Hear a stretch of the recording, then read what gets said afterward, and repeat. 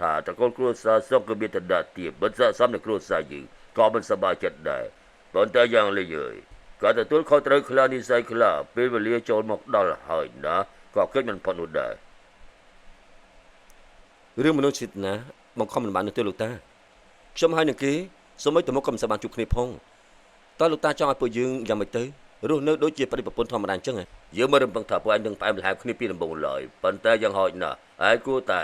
សាកល្បងស្វែងយល់អំពីគេជាមុនសិនក្មេងម្នាក់នេះនៅតំបន់សង្គ្រាមម្នាក់ឯងអស់រយៈពេល2ឆ្នាំឆ្លងកាត់គ្រាប់កំភ្លើងជីវិតគឺមិនទៀងទេថ្ងៃស្អែកគេត្រឡប់មកវិញហើយហើយសូម្បីតែទៅទទួលគេក៏មិនទៅដែរមែនទេបានថ្ងៃស្អែកខ្ញុំទៅទទួលគេនៅឯបលានយន្តហោះទៅចុះគឺអញ្ចឹងទើបល្អទទួលគេមកវិញមកយប់ស្អែកយើងនឹងរៀបចំពិធីជប់លៀងគ្រួសារដើម្បីឲ្យអ្នកទាំងអស់គ្នាបានស្គាល់គ្នាណាបាទលោកតាហៅត្រូវក្មេងស្រីម្នាក់នេះដាក់ស្នេហ៍ឲ្យតាពិតមែនដែរទេដំបូងមកខំឲ្យរៀបការបន្ទាប់មកបណ្ដុះបណ្ដាលមនុស្សជាតិណាទៀតនេះគឺតាំងចិត្តចង់ឲ្យនារីម្នាក់នេះចូលមកគ្រប់គ្រងឯងហើយមកទៅនោះបានហើយតើគ្នាភរិយាដ៏អត់កម្បាំងរបស់ខ្ញុំពួកឯងក៏មិនចាំបាច់ដឹងអ្វីនោះដែរខ្ញុំត្រូវនាំនាងត្រឡប់ទៅគ្រួសារហើយវិញដើម្បីឲ្យសញ្ញារបស់ខ្ញុំបានស្គាល់មុខនាងខ្លះវ៉ាវគ្រួសារហើយមិនងាយដោះស្រាយទេណាប្រាជ្ញគេមិនត្រូវការទទួលស្គាល់ពីគ្រូសាហៅតតែសោះហើយមិនប្រកាសនោះទេគេពិតជាចាត់ទុកថាការរៀបការនេះត្រឹមតែជាកិច្ចសន្យាតែប៉ុណ្ណោះទេ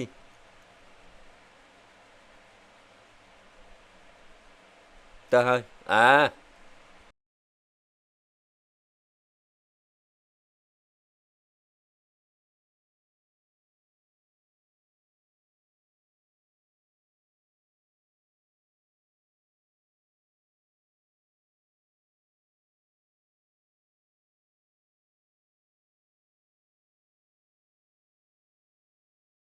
លោកហើយទៅម្ដងមែនទេ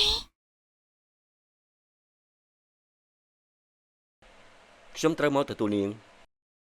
រំខានលោកហើយនេះជូនខ្ញុំត្រឹមក្រសួងការបរទេសទៅបានហើយការប្រជុំនេះលោកតាប្រាប់ថាថ្ងៃនេះនឹងរៀបចំជប់លៀងគ្រួសារជប់លៀងគ្រួសារគាត់បាននិយាយថាចង់ណែនាំនាងឲ្យគ្រួសារហៅស្គាល់ជាផ្លូវការបាននេះគឺជាការជួបជុំលើកទី1របស់ខ្ញុំនិងស៊ឺយីនាងមិនបាច់គួរសមពេកហើយក៏មិនបាច់តឹងតែងពេកដែរពិភពលោករបស់នាងហាក់ដូចជាតែងតែមានព្រំដែនយ៉ាងច្បាស់លាស់រវាងខ្ញុំនិងនាងហើយចំណែកខ្លួននាងវិញក៏មិនអាចគិតថានឹងចង់ឆ្លងកាត់ព្រំដែនមួយនេះដែរ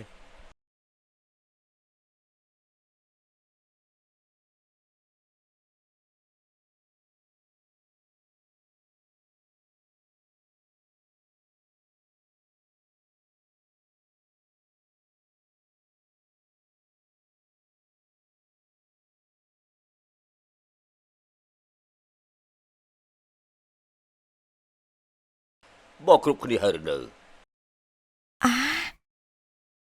នៅខ្វះតែសយីនៅយេលីតែប៉ុណ្ណោះ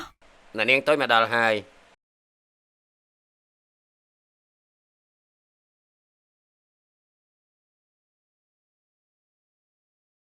សំតផងតាមផ្លូវស្ទះចរាចរណ៍បន្តិចទៅខ្ញុំមកយេន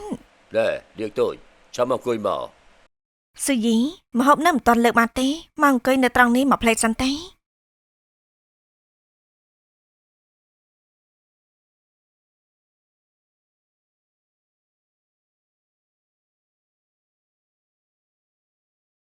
បងស្រីសង្ឃលើថាបងធ្វើជាអ្នកបកប្រែនៅក្រសួងការបរទេសប្រហែលជាមិនសូវមានពេលទំនេរទេដឹងមួយថ្ងៃគេតែពីបកប្រែឯកសារអត់ធុញទេក៏មិនមែនបកប្រែតែឯកសាររហូតដែរគឺនៅត្រូវទទួលខុសត្រូវសម្រាប់សម្រួលការងារទៀតផងក្រសួងការបរទេសជាកន្លែងល្អណាស់